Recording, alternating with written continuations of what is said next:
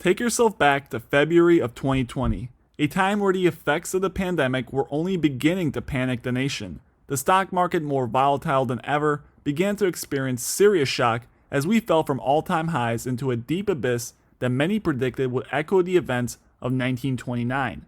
During this madness, infamous TV host and former hedge fund manager Jim Cramer unveiled a long list of his so-called stay-at-home stocks, which he predicted would outpace the rest of the market, a market in serious decline.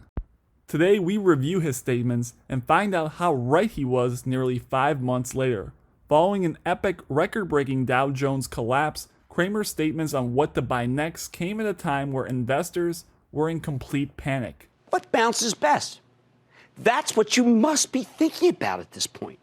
After a session where the Dow and the S&P 500 have their worst single-day point drop in history, what stocks make sense to buy in this new stay-at-home era that's been hammering the major averages? The Dow plunging 1,191 points, biggest point drop on record.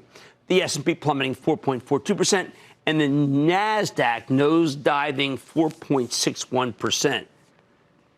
This is panic, okay? This is what panic looks like, particularly the last 45 minutes.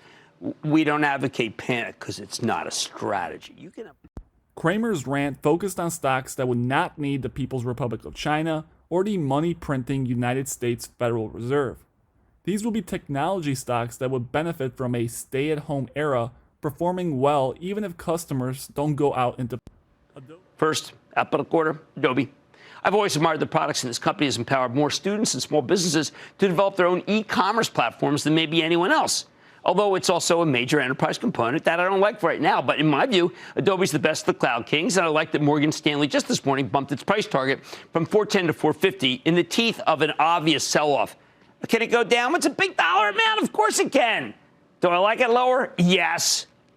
Adobe on February 27th was selling for $337 a share and has since rallied to $414 a share. That's nearly 23%. Pretty good for the first pick. Second, Etsy. On later tonight. Hey, I was looking for stocks where people can use the product while they're working from home, because that's all we're going to be doing, according to all the smart people I talked to. And that's exactly what Etsy is for both buyers and sellers. They just reported a remarkable quarter last night, as you'll hear in a bit. It's the ultimate remote stock. We like remote now. Etsy on this date was selling for $57 a share and has since rallied to $85 a share, an impressive 50% return.